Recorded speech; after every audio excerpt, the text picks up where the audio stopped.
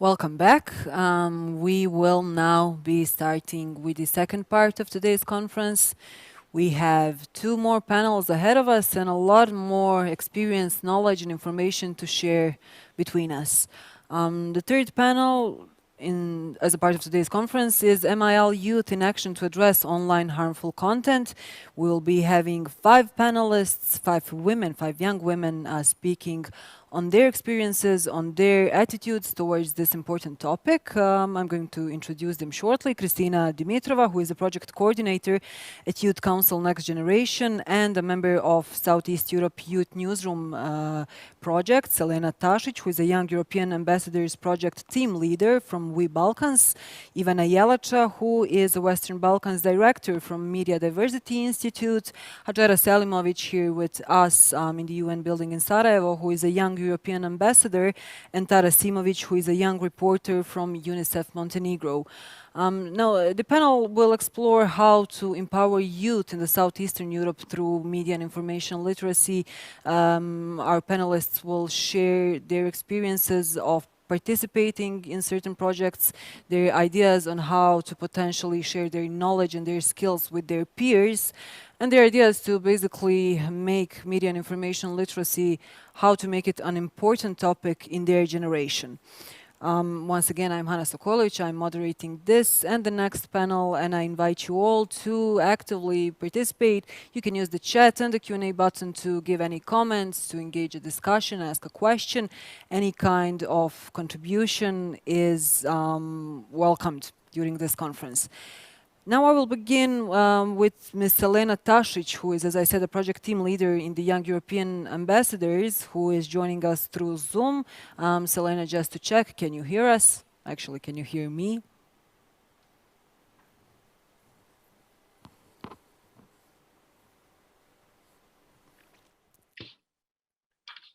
Can you hear me? Yes. Great. Okay. My question is, what is it, a young European ambassador? What does it include? What does it mean? Can you tell us a bit more? How do you select these young European ambassadors? Why are the specific people chosen to be these ambassadors? And what are the general objectives of this network? Thank you very much, and thank you for having me here as a representative, the oldest representative of the network. When Young European Ambassadors Network was envisaged, it happened in the pre-COVID times. They were meant to be the future voices of young people in the Western Balkans, simply because the whole idea derived from the conclusion that there are many great, wonderful, inspiring youth projects all over the region, but that we simply need a more regional approach and more unity among young people, especially when it comes to advocacy from young people to young people. So this said, there are many different initiatives which speak to policymakers about the importance of the role of young people in the decision-making agenda. However, what needs to be enhanced is their own advocacy towards each other and their peer-to-peer education. And this is something that the Young European Ambassadors really aspires for. These young people are there to basically invite, inspire, and motivate other young people, meaning their friends and their peers, to get engaged in the crucial topics for young people today. The first group of the Young European Ambassadors was chosen last August during the COVID times. So let me tell you that for a year or so, they had this unique opportunity to be active only online. And I have to say that they really did a great job. They managed to attract attention and interest of many young people all over the region. Now we have followers of all of the topics that they advocate for in many of our local communities, capital cities, and so on. And this was basically the sole aim of their activism. Media literacy that we are speaking about today is one of the most crucial topics when it comes to their education role, because not only are they supposed to be the voices of young people, or let's say the role models of activism, but they are also there to help us all with the education of their peers. And this is why we have also started in May our first media literacy workshops with the YEAs, with the aim to first educate them on how to educate their friends and their peers. And I can tell you a little bit more about this later.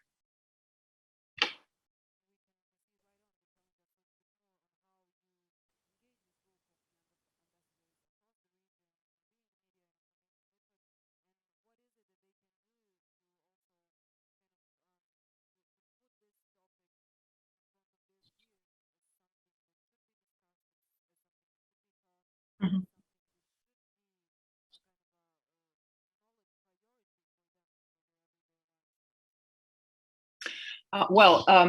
Starting from the very most important aspect of this whole topic is that we need to help young people become able to use their technical and social and cognitive and now digital skills in order to absorb the media content. And in order to help them do this, we first need to educate them on it by, of course, developing a set of skills and techniques on how to use media, but also how to use their critical thinking when absorbing media.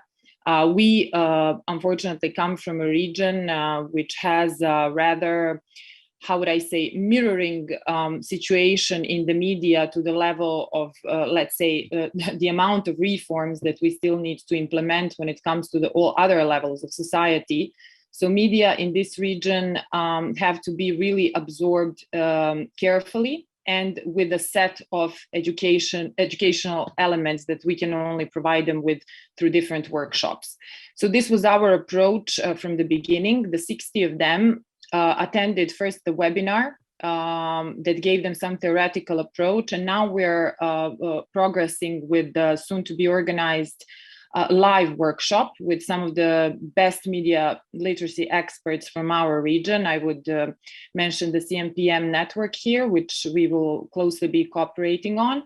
And the idea is to enable our YEAs to become peer educators, to go out in the field, to go into schools, to go among their peers, the student clubs, the youth associations, the NGOs, and to spread this knowledge from a young person to a young person, because it is much more interesting and much more appealing to young people to learn from their peers than it is maybe to attend organized seminars and workshops and courses which are given to them by their schools or organizations. Furthermore, their social media activism of the YEAs is very powerful as well. So many campaigns they implement on their social media profiles. Thus, all this content is shared by other young people. So we are really very strongly engaging them, for example, in this campaign that UNESCO organized, Think Before Sharing. YEAs will in the next 2 weeks be one of the group of the young people which will be intensely participating in this campaign and spreading the information to their followers on the aspect of media literacy. Thank you very much, Selena. That definitely is a good tool, knowing that today everyone can be a tiny media of his or her own using social networks, where you can provide not only content that relates to your personal life, but also content that is news, content that is information. So using social networks to influence peers seems as a great tool to kind of motivate them to consider media and information literacy as an important dimension of their knowledge and their daily functioning. Now we will have, we do have a young European ambassador here with us, and we will be able to hear a first-hand experience on what it is and what it feels like to be one. As I said, Hadjara Salimovic, who is a young European ambassador, is here with us in the studio. Hadjara, now what does media and information literacy mean to you personally? Do you feel like it's something important for your daily life? And do you believe it is important to have skills needed to be able to recognize fake news online, to be able to, from like the sea of information we are daily exposed to be able to identify those which are reliable? First of all, thank you for having me here today. It's a pleasure to represent young European ambassadors here. I would say that MIL is extremely important to me because at the same time, while I became young European ambassador, I also started my university studies where I had to do a lot of research papers and have these skills because I had to identify credible sources, reliable sources, and understand the knowledge that I was receiving at university. So MIL for me means the ability to access, evaluate information that we receive either from the news or that we just learn at university.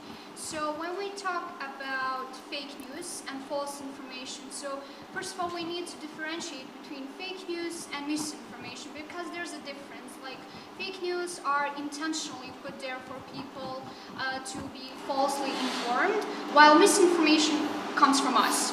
So something that we read and we misinterpret or we did not understand properly. So that is why we need MIL, especially in the digital age, which comes. So I come to the second part of the question about social media. So we live in the digital age, and to engage responsibly on social media, we exactly need MIL skills, because we are going to end up in something that is called social media bubble.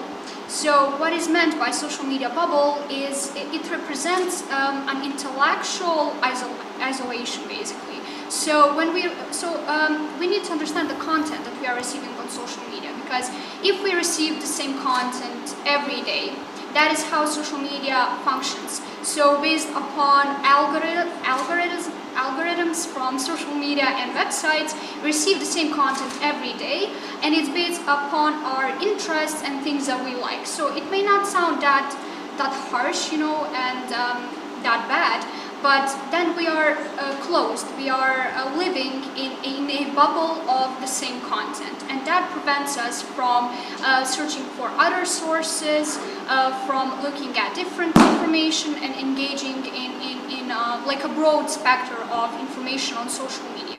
And that is why MIL is there to help us. For me, the basis of MIL is critical thinking. It is about asking questions, evaluating information, and using it so that it can be of the benefit to others. It means expressing our views clearly and in a manner that respects human rights. Well, your answer definitely testifies that you have your media and information literacy placed well, and your understanding of the importance of MIL on social media as well. But when it comes to like comparing what you've just said to what your peers know, what do you think? How skilled are your peers in using and accessing online information wisely, but also being able to counter harmful narratives online or be able to recognize hate speech online? It is difficult to say this from my perspective, but I have to say that young people and peers, based upon my experience, they're not they don't have sufficient MIL skills. They're not equipped with those skills to engage responsibly on social media, and especially not to recognize the fake news. Because there's something called also novelty hypothesis, which means that people tend to spread fake news because that is something that's novel to them, that's something that's surprising. And what I had a chance to see on social media from people that I follow is that young people tend to share information that somebody else shared that's really like surprising to them, but it's usually fake news. And I mean, we are Gen Z, and we follow different meme pages, and different meme pages, apart from posting memes, they also post news. But what young people cannot differentiate between is those fake news on meme pages, because meme pages post fake news. So from that example, I saw that young people are not equipped with MIL skills, and that comes also from our education system. Because I know that in high school and throughout high school and elementary school, nobody encouraged us to think critically, to think outside the box, or to ask questions. And only up to the point where I came to university, which is a private university, unfortunately, I got a chance to develop my critical thinking. So I think it comes from education system and from professors who are willing to let students think and ask questions and evaluate information. And when it comes to hate speech, I would say that there's a thin line between freedom of speech and hate speech, and that is what prevents young people from, engaging responsibly on social media and understanding if they are actually participating in hate speech and hateful comments, and especially when it comes to hateful comments like comment section on news media websites. It has become a place for entertainment for young people, not just young people, generally for our population. And what they don't understand is that sometimes comments like calling somebody something, that's hate speech. It's not about telling somebody, like threatening somebody. It's about those words too. So they don't understand the whole concept of hate speech and how harmful it can actually be. Yeah, well, everything that you've just said kind of really follows the line of our previous panels, because we have spoke so much about the importance of the educational system and how stimulating it must be for young people in order for them to develop this possibility to critically think, to question. And your experience, actually, your perception of your peers is the best testimony that obviously the formal education systems need to change. They need to offer critical thinking as a long-term life skill to young people, and that is something that is a significant part of MIL. And once again, it is another aspect of why this is such an important topic to all of our societies in the Southeastern Europe. Thank you very much. We will be speaking a bit more during the session as well. And now I would like to introduce you to Tara Simovic, who is, as I said at the beginning, a UNICEF young reporter. Tara, I will check again. Can you hear me? Yes, I can. Can you hear me?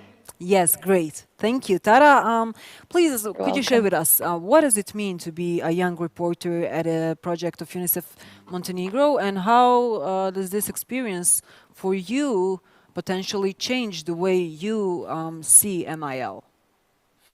Well, first of all, good afternoon. And I would like to express my sincere gratitude for being a part of this significant conference today in the role of UNICEF Montenegro's young reporter on the importance of media and information literacy and acquiring MIL skills. And I'm very happy to talk to you today.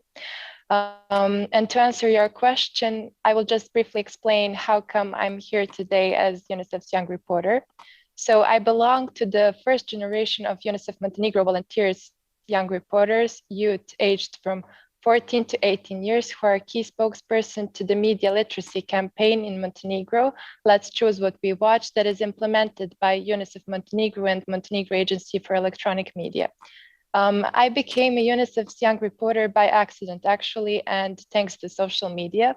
I was just casually scrolling through my Instagram when I saw that UNICEF posted an interesting video in which were my peers who were inviting new members to join their team. And as soon as I saw it, I felt the need to be a part of it because it contained keywords that triggered my attention, such as media, multimedia, learn how the media work, critical thinking, as we mentioned, reporter, and etc. Having in mind that we are living in the media and that we are exposing ourselves and our lives online, and considering that I did not have much knowledge when it comes to media literacy and everything that is connected to it, I was just very interested to learn more about it and to possibly influence my peers. I know that my distinguished colleagues here today and academic audience know what MIL is, but regardless, I would like to start first with explaining in simple words to the audience, and I hope there are some of my peers here joining us today, what we mean when we say media information literacy. So 4 years ago, when I started this journey with UNICEF Young Reporters, I was not aware, as I said, at what extent we're daily exposed to harmful online content full of disinformation, contradictory messages, and fake news, and that particularly children are the most vulnerable to the risks of mis and disinformation, as well as to so many other digital risks that affect their well-being and rights. And now I am more familiar with the topic, and I know that media literacy actually means having a set of skills in order to find and critically assess, share, as well as make new media messages. So being media literate means having an open critical mind, since wide variety of actors generate and distribute, as well as share misinformation online with varying motivations, such as Hajira, for example, mentioned, to intentionally deceive and harm, but also to sow confusion, to gain political influence, to discredit the political opponents for financial gain, to also undermine trust in science and public institutions, or to unwittingly share information or garner approval and popularity. And as UNICEF Montenegro Young Reporters, we have had the chance to become media literate citizens by attending numerous workshops on this topic and by working on strengthening our critical thinking skills, as well as by participating in many conferences, online discussions, TV shows, by making our own videos, writing blogs, and of course in conversation with journalists and other true experts whose field of expertise lays exactly in the world of media. And we all know that the impact of misinformation can be life-threatening, especially in health. When we speak of, for example, vaccines, that is actually why having certain digital skills in 2021 is mandatory in order to differentiate what is true from what is fake information. And as young reporters, we have understood that we can no longer rest on the naive assurance that truth has an innate upper hand against falsehood in the digital era. And so we decided to act and to build resilience against the daily deluge of falsity online by actually acquiring those necessary skills in order to become true educators to children and our peers. Thank you, Tara, for sharing a very detailed insight on MIL, that you now have these pets that we sometimes take by chance do tend to change our lives completely. And by what you say, it feels for me like this one has changed your life a lot as well. I have the same question for you that I've asked Hajara previously. Now, given this experience that you have and the knowledge you have gained during working as a UNICEF young reporter in Montenegro, what is it? What do you feel about your peers who do not have the similar experience, who do not have these opportunities? Are they interested in MIL, and are they equipped well enough to be, present online in a safe and responsible manner? Well, I would say, although we are digital natives and use social media from the beginning of our lives practically, I do not think that we are fully aware of what media is and our role in the whole media landscape. For example, UNICEF conducted a research in 2020, in 2018, that showed that more than half children aged from 12 to 18 years old have never heard of the term fake news. And the majority of those who have heard about it did not know what it means. And also that research showed that my peers are not aware of social ads on Google, for example, and paid partnerships with influencers, but they think that the search results on social media are just a logical result of the keywords they enter. And these are the data from 2018. And it seems to me that now we are more aware of the social ads and paid partnerships with influencers, but that is especially because social media giants were forced to be more transparent, and that sponsored content is now clearly marked. So I think that the result now would be better, but all these data are saying that we must constantly learn about media since they're changing so quickly, and we must be guided by education workers and initiatives like this one and similar on how to navigate and protect ourselves online and how to recognize media manipulation. I would also mention that I think parents play a significant role in influencing their children on how they use media. And regarding that, I think it's interesting to mention that our campaign gave results when it comes to the awareness of parents regarding their attitudes toward media consumption by their children. So in 2 years' time, from 2018 to 2020, research shows that the number of parents helping their children choose what to watch, as in limiting their exposure to the media content, as well as the time that they spent in front of the screens, doubled from 30 to 60%. And also the number of parents talking to their children about the content of TV programs and their use of internet increased from 21 to 47% in 2 years. So to me, it seems that it is important for us to talk with our parents about media, about the content we consume, and just to critically discuss with them the different messages that we see, for example. And I think that that is the first step that can better prepare us for the life in the digital world.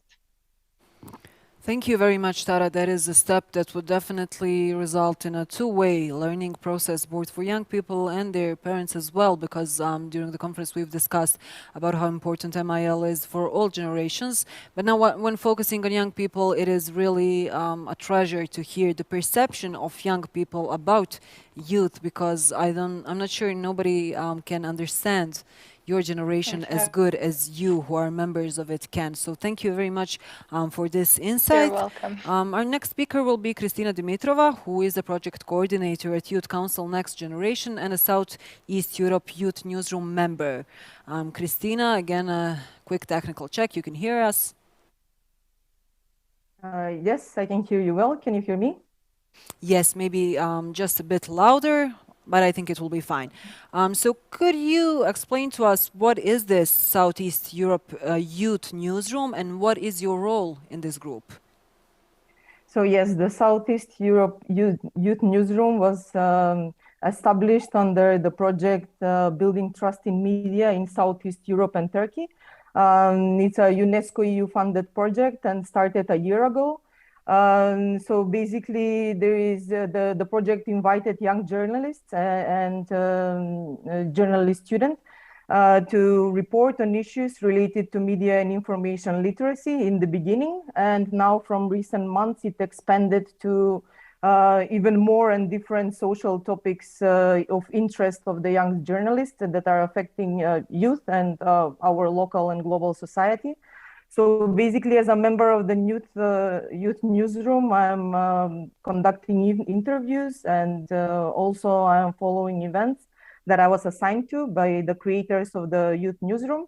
And I'm writing articles on different topics, mostly about media and information literacy, with the idea to influence the young people on peer-to-peer basis, that it's highly important that we take attention into being media literate in the first place, but also to give information about the tools and resources at their disposal for fighting this spread of fake news and disinformation, and actually to be part of the solution rather than to be victims of it. So one example, like my very first article that I wrote was actually an interview with one young entrepreneur and innovator from Skopje, Borjan Jovanovski, who invented a browser extension that can be downloaded on your computer. And it basically takes data from official, private, or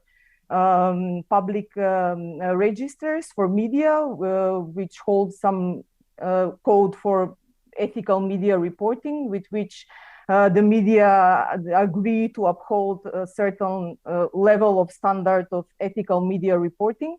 And basically, if you download the extension, when you're reading some article or news from some online news outlet, it would turn green if that media outlet is part of these registers, and it would turn gray if they are not. And well, in this way, it brings more trust to people, that basically they know that the media or the article that they're reading at, which is part of these registers, brings more trust about the information they're sharing. And if it turns gray, it doesn't mean necessarily that that media is bad. But yeah, it kind of gives the indication that they didn't make any effort to become part of these registers. So we are not really sure about the quality of content that they're producing. And another thing that this extension allows is for the people and the public to report unethical media reporting to these registers. And in that way, it allows them to kind of moderate the media content themselves and actually participate actively in providing solution for this issue. And given this experience of yours from the Youth Newsroom, and also the fact that you work as a project coordinator at a youth organization, what do you think could be done to engage youth more in them wanting to become media and information literate? Right. So yes. So as a project writer and coordinator at Youth Council Next Generation, we are creating many different projects and initiatives based on non-formal education. And in our experience, youth very much positively respond to it, and there are very even not only short-term but long-term impacts on them. And non-formal education is based on learning by doing, active participation, critical thinking, and reflection, and it works quite well.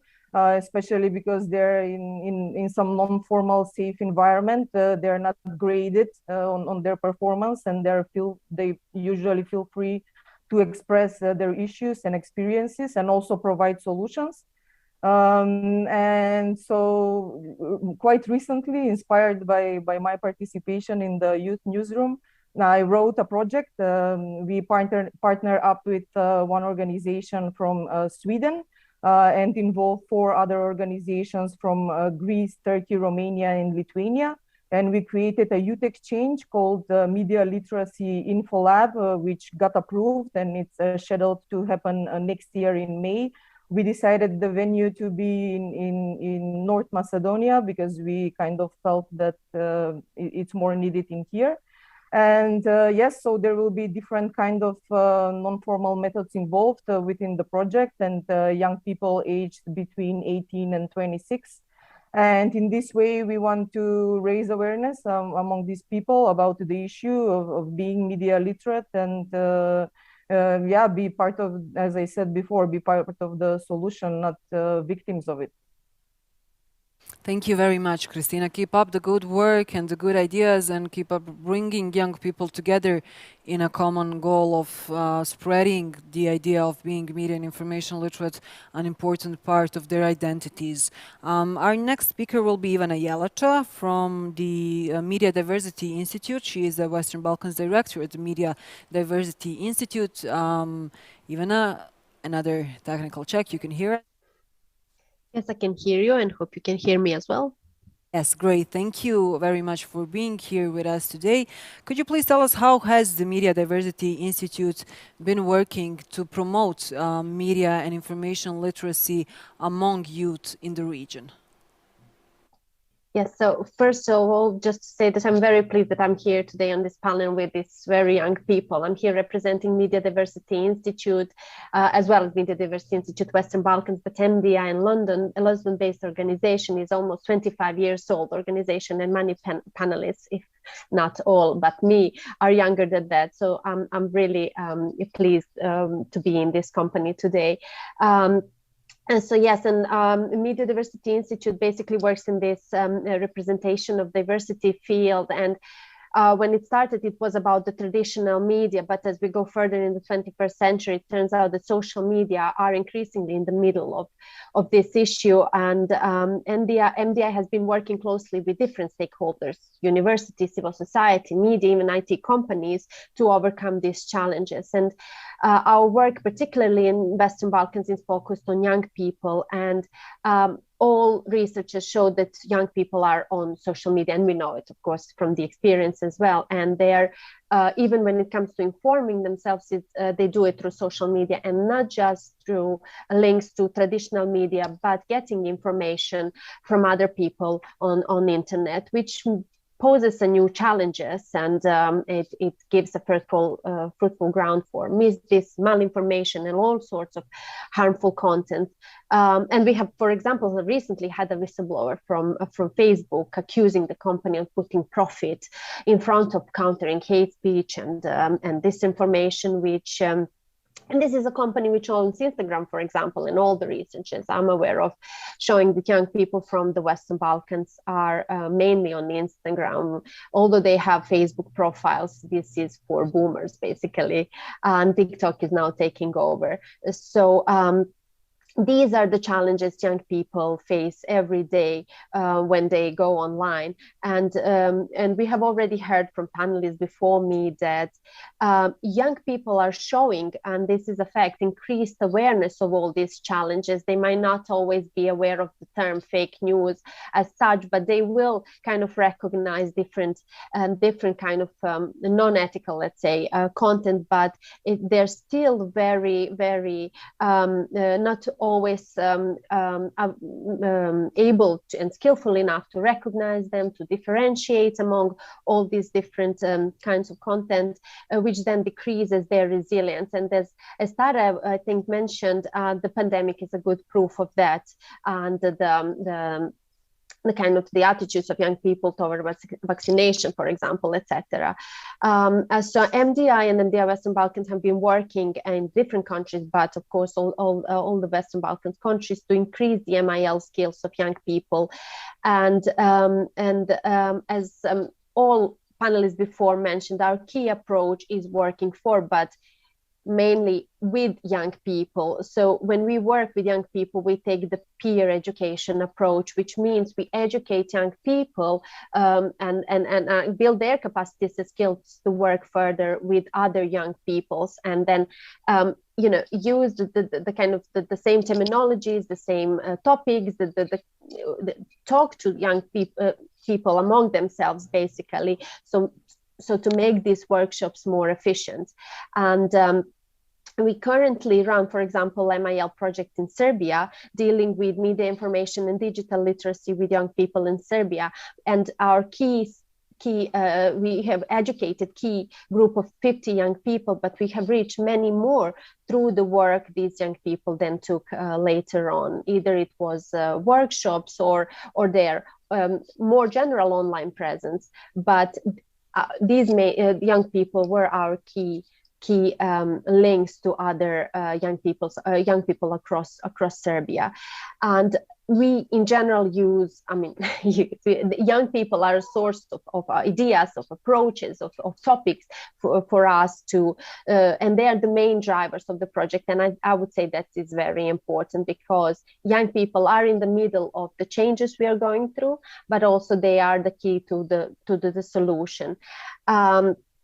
And of course, whether it is MIL more general as an umbrella term, or it is hate speech, which is which is our key focus as well in the region, we try to use the youth to create the youth-friendly content to share the messages, the memes, the videos, and we work with young people to produce this content so that the content we produce is more efficiently reaching other young people. So basically, I would also say that it's very important to use influencers. This was already mentioned, and not necessarily meaning these influencers that reach millions of people, but smaller scale, let's say micro influencers who kind of really share the values and these key messages, and they can be very efficient in spreading the messages. And of course, the final thing I would emphasize is work with formal education. Through all of our work, the key approach is education, and we do it where, for example, we have this regional project called Reporting Diversity Network 2.0, and we do the media monitoring, and our findings are what we use as a kind of a key content, but we try to then educate, help young people debunk this content, help them build counter and alternative narratives to the hateful media content. But as I said, the cooperation with formal education is also very important. This was already mentioned in the first panel, but our partner in our DM project, Albanian Media Institute, for example, is working with UNESCO and is working in the schools. There is a curricula to work on MIL in schools, and it also includes hate speech, which is basically including the findings from our RDM project. So basically, I would say that although non-formal education is very important and is probably the leading the way in MIL currently. The cooperation with formal education is very important, and there the civil society organizations can also help a lot in the approaches. You mentioned that using, for example, memes or using, let's say, using influencers as a tool to spread these messages is a good way to kind of trigger the attention of youth on this kind of content. We also heard when Tara was speaking, she explained how she saw this call for UNICEF Young Reporters because it had some keywords that draw her attention. But when speaking of this quality content, how to produce quality content which will also maintain, not only trigger, but also maintain the attention of young people, because we know not only the young generations, everybody's span of attention is getting smaller and smaller. We have, I don't know, hundreds and thousands of information daily being, put in front of us through social networks, news, conversations, and everything else. How to create content that will be able to maintain the attention of young people? Well, I would say there are different answers to this question. I would again emphasize the role of education exactly for this reason, because for civil society, for individual activities, it's always a question of how to reach audience. And then this is where formal education has an advantage. So that's why it's additionally important. But when it comes to us as a civil society, I think that, as I mentioned, involving young people is key. Social media campaign for us is run by young people who are basically on net and who are actually consuming this content, so they can they will know better definitely what kind of content young people will need, and this changes quickly. We have seen these changes been quite often in these past years, including, as I mentioned, which networks are used. Currently it's Instagram, but there's the increasing use of TikTok, so we have to keep up with these changes. And I think it goes back to young people. They need to be the drivers of these changes. They are the ones who need to deliver the key messages, basically. Thank you very much, Ivana, for sharing your experience, your knowledge, and your ideas and advices on how to keep young people in, this will sound so dramatic, but in the right path, how to give them all of the resources needed for them to develop their own skills regarding media and information literacy. Thank you. And I will now be going back to Hajara, who is here with me. And I would like to go back to where we started from today, and that is the fact that the recent period and the pandemic has brought a significantly bigger amount of attention to the question of media and information literacy. I want to know if the COVID-19 pandemic has affected your generation in this way, because, it's not only, at this point, it's not only about fake news from, I don't know, business or entertainment or politics. It's about fake news which may have serious impacts on people's health. Is your generation taking this serious? Do they feel like, okay, maybe we were not media and information literate up until this point, but this is a new form of life where we need to upgrade our skills, or is it not happening? Well, I must say that pandemic definitely changed how I perceive news. And to be honest, before the pandemic, I was not that aware of news, and I did not follow everything that happened every day. But since the pandemic started, I had to start, reading the news about the vaccines, about how many people are infected and things like that. But when I looked at my peers and especially my friends, they're not that aware of it. When it comes to, for example, vaccination, there are so many fake news, circling around that, and also about the cure for COVID, like what can help us, not attract COVID and things like that. They have a lot of advices for me, don't do that, what they read in the news. So, and up to that point, they cannot differentiate between fake news or the real news. And I think that pandemic has not been a game changer for them.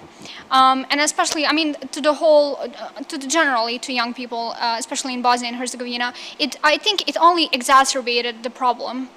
the problem of fake news and not being able to recognize it. But do you, sorry to interrupt, do your Yeah. generations like ever discuss why do these fake news appear? What might be the reason they exist? Or is it something that just like passes you by in this hundreds of information that you kind of scroll through daily? Unfortunately, we're not the generation of intellectuals. We are Gen Z, and that means that unfortunately for most young people, they don't care about that.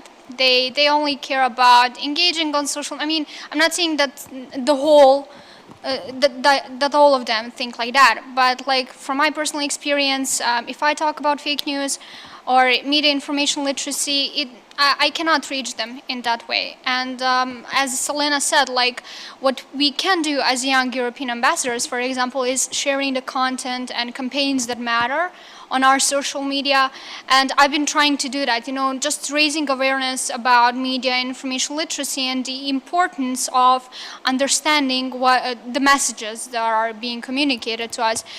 The only way is to do it through my social media and to, share that with my friends. If I see fake news, I'm gonna, point that out. Or if I see, about their content on social media, and usually I've been like very influential when it comes to people who follow me, because they kind of see me like a role model in youth activism. So they ask me a lot of questions where they can find information, things like that. So they think that my profile is a place where they can find credible information and reliable sources, because that's how I've been, operating my whole life. So I think that the impact that we can make as individuals really matters, even though as a whole, I'm talking about young people, pandemic has not been game changer for them, and I hope that if something in education changes, some reformation, I then hope that that could be a game changer for them. Mm-hmm. Thank you very much for sharing this. However, as pessimistic as it may seem, this part at the end where you said that your personal profiles might be used as the place to influence your followers or your friends in a way that they start to understand that not everything is true and not everything is, not everything should be taken just like that without any kind of critical thinking. That is something that does give hope, because young people, their identities on their social networks are something that is highly important to them, and they invest, not spend, they invest a lot of time in their social networks. So if the game needs to change right there on social networks, then it's good to have young people such as yourself who will be the leaders of this process. So thank you for sharing this experience. And I would like to invite Tara again to join me, like at least through Zoom right now, and to give me another insight, just maybe something more specific for you, Tara, that highlights your experience of working with your peers at the UNICEF project. Well, first of all, I must say that for me, it is a great honor to be a part of an initiative such as UNICEF Montenegro Young Reporters, and that I have had the opportunity to grow personally as well as professionally in so many areas, and to, of course, acquire numerous skills and competencies by attending different workshops on this topic, and especially, as everybody mentioned, by working on strengthening my critical thinking skills. And because of having this great opportunity to work on myself and to improve my knowledge in various fields, I'm able to help my peers actually realize the importance of being engaged both online and offline. And that is what makes me happy the most, knowing that someone will benefit from my advocacy of promoting true values and being media and digitally literate and responsible in order to have a safe and bright future. And one of the most useful skills that I acquired throughout this initiative is actually recognizing fake news that Hajira mentioned, and fact checking. We learned that this is very easy to do, but what we must do is have a habit of doing it all the time. Many studies indicate that many children and young people globally today have a really hard time distinguishing fact from fiction online, and as a consequence, today's generation are finding it so difficult to know what and who to trust. as I mentioned before. And in order to be fully prepared for the online world and to know how to discern which online content is true or false and how to debunk fake news, we need to just follow simple steps. And as Hajira mentioned, to check the sources on which we're relying, are they credible or not? Also to check other credible sources that have also published that information, to look for grammatical and spelling mistakes. And that is just something that should be our habit when finding some strange information. And also, what I really like about this initiative is that we have had the opportunity to learn how actually media works, how is it designed. And now, because I have watched some topic-related movies and I have read some topic-related texts, I'm aware that, for example, social media is designed to be addictive, driven by the dopamine rush to the brain in order to attract and to keep our attention. And it can really result in a form of addiction with negative impact to a child's healthy development and well-being.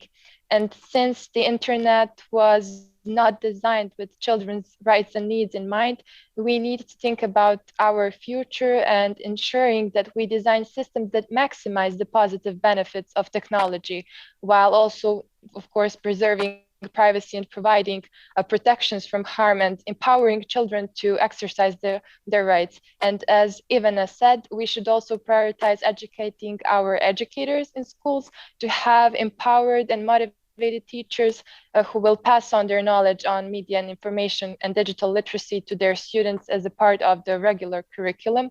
And in this way, I think that we will be able to gain ability to understand who and what we can trust online, so we can become actually active and engaged citizens. And lastly, I will just say that considering the fact that young people spend around 8 hours a day in front of the screens, I think that all of this is essential in order to know how to navigate safely online. Thank you. Thank you very much, Tara, for sharing this experience and for sharing your insights on why this experience is important to you as an individual, but also as someone who obviously through her work is promoting the importance of media and information literacy. And for the end of the session, I would like to go back to Selena for a minute again. We started the session with a question for you. Who are these young European ambassadors? How do you choose them? What do they do? And now after being a part of the session and also after hearing Hajara's opinions and her actions as a part of this role, would you say that the goal is achieved, that they do their job good? I was just going to say that from the moment they all joined the network and to listen to them now, a year and a half later, they're really becoming the fulfillment of the idea we had, which is young people who are really able to communicate and to really influence by their own experience and their own knowledge the opinions or maybe attitudes of other young people. I would also like to say, I remember after we finished with my first question, that young European ambassadors were also a part of the No Hate Speech campaign organized by the Council of Europe. And actually for the 2022, we are envisioning some of them to actually become the ambassadors of this project. Especially those interested in human rights, cyberbullying and different issues that the young people face in the online sphere. Because unlike maybe on the global level, we think that this is a topic which is not addressed enough when it comes to young people in the region of Western Balkans. Hate speech, cyberbullying, and different topics which affect the mental health of young people are severely present in the online space as well. And who better to talk to than your own peers? And we will see how this cooperation develops. But I really have high hopes that some of our years will actually become little hubs for advocating about media literacy, but also other topics which can really seriously affect the lives and education and feelings of young people, especially in the online sphere. So yes, Hajera is one of the representatives of those young people, definitely. from Bosnia and Herzegovina, and I hope that you will get to know the others from the other Western Balkan six very soon in some future events. Thank you very much, Selena. We are looking forward to hear from all of them and at any similar or different events, because obviously these young people have knowledge and ideas and motivation to offer to the rest of us. Thank you, Selena, and thank you also to all of the other panelists. I will be completely biased, but I will say that I'm very happy that I had an opportunity to speak with 5 women as a part of this panel. And I think it's very important because often when we speak about youth, we do it without young people. It is very important to have young people included in creating the ideas on how to get their attention, how to improve their knowledge, how to offer them dynamic and interesting and, of course, ways of learning things that are important for their everyday life. Thank you for your attention. In about 5 minutes, we will be starting with the 4th and the final panel for today. So stick with us at 4 p.m. At 3 p.m. we will be starting with the 4th panel.